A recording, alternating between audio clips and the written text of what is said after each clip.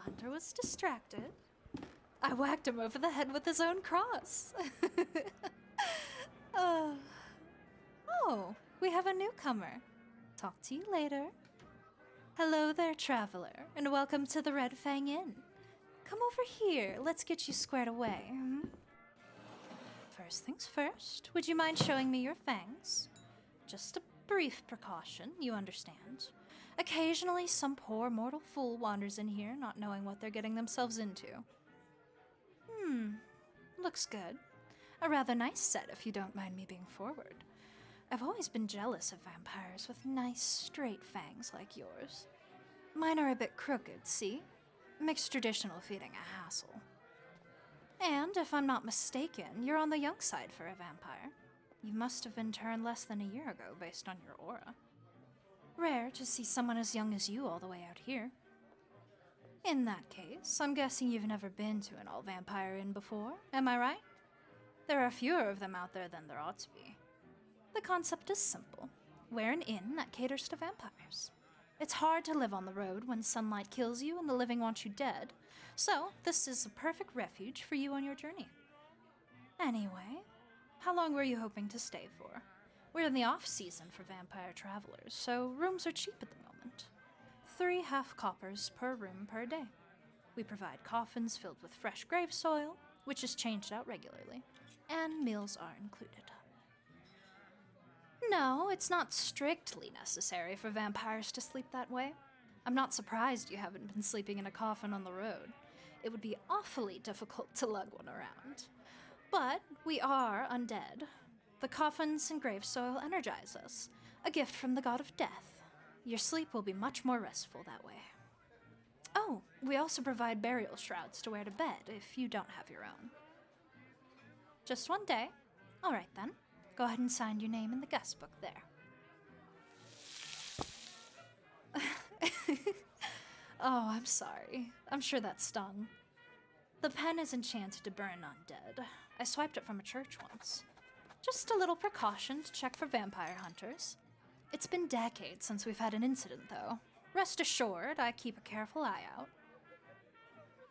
Ah, or maybe it's not hunters you're worried about. You're worried about other vampires. You're a young one, aren't you? Nothing to be embarrassed about. We were all human once.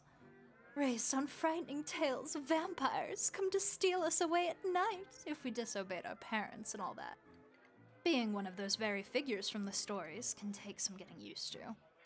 But you're safer around other vampires now than you were around humans when you were alive. The world is against us, and that makes us a close-knit bunch. We look out for our own, and we don't fight each other when we can help it. The living claim otherwise, of course, but they love to spread lies about us. There are even some vampires that subscribe to the idea that we're chosen. Only about 1 in 100 of the humans a vampire feeds on becomes one themselves, and nobody knows for sure what causes it. Some think they're special, that they're better people than most. The term better is relative, of course, but it is true that vampires tend to be the type not to act rashly. You could probably strike up a conversation with any vampire here and hear 2 stories you'll never forget and have a new close friend by the end of the night. You may be a young vampire, but you should have plenty of adventures you could share here too. This is a good place to find wisdom and allies. I hope that eases your worries a little bit. With that, how about dinner? You're just in time for something fresh. Most of what we have is animal blood. We do have some well-aged human blood in stock as well. That's always in high demand, so I'm afraid I'll have to limit you to 2 glasses per night. No, you're right. Usually blood wouldn't really age so much as go bad, but there are spells a vampire can learn to keep it from spoiling. That lets the flavor deepen over the years. We also serve blood sausage. Now that's a bit of an acquired taste, I'll admit. By default, vampires crave a liquid diet, but it does have everything you need to survive, and some of us enjoy the chance to eat solid food again. Oh, the animal blood? I've got plenty of pig's blood, that's popular. I keep pigs out back just for that. And I have some animals I hunt from the marsh. Fish, egret, swamp rat, and the like. What else? Oh, I still have sheep. I have to have that imported. So, what'll it be? Absolutely. Coming right up.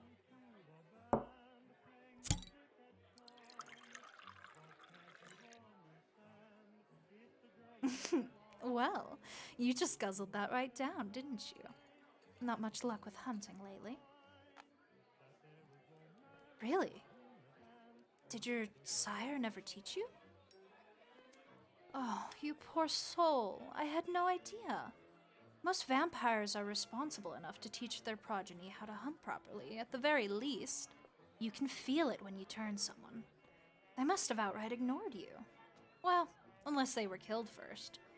Either way, I'm impressed you've kept yourself alive. You must have raw talents. Let me give you a couple of pointers for the future, then. There are all sorts of spells you can learn eventually. Invisibility, hypnosis, and the like. But the basics are the most important thing to master. First rule, hunt humans sparingly. You need human blood in the long term. You'll eventually grow weak and sickly if you don't get your fangs into one every so often, but it's always a risk. It's the easiest way to be discovered and have a hunter sent after you. Aside from that, humans are resourceful. You're not immune to being hurt or even killed by your prey. Second rule, figure out your weakness. There are a whole host of weaknesses a vampire can have, and you'll have 2 or 3 of them, aside from the universal weakness to daylight.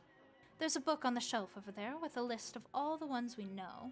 I recommend you leaf through it and try some until you work out which ones are yours. Hunters memorize them all, and they'll try each one until they find yours.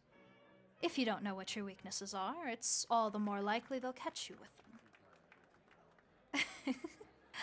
Yeah, best not to ask a vampire you just met what their weaknesses are.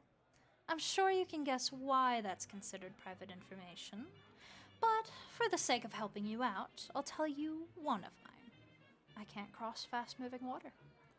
Surprising for a vampire who lives in a marsh, right? But the key is that the water in the marsh is mostly stagnant. Putting my inn here actually works to my advantage. A hunter would never think I'd live in such a wet place with a weakness like that. Alright, one more rule, and this one is very practical. Learn to approach animals from upwind. I know, a human would want to do the exact opposite, but vampires actually have a naturally alluring scent. When you're hunting animals, if you let them get a whiff of you before they hear or see you, they'll be much calmer. That tip alone will keep you well fed. Life as a vampire isn't easy, but we're all given the strength to continue on, or so I choose to believe. Our long lives allow us to do incredible things that mortals could never pull off. Keep moving forward and find a purpose in undeath, and I'm positive you'll do incredible things.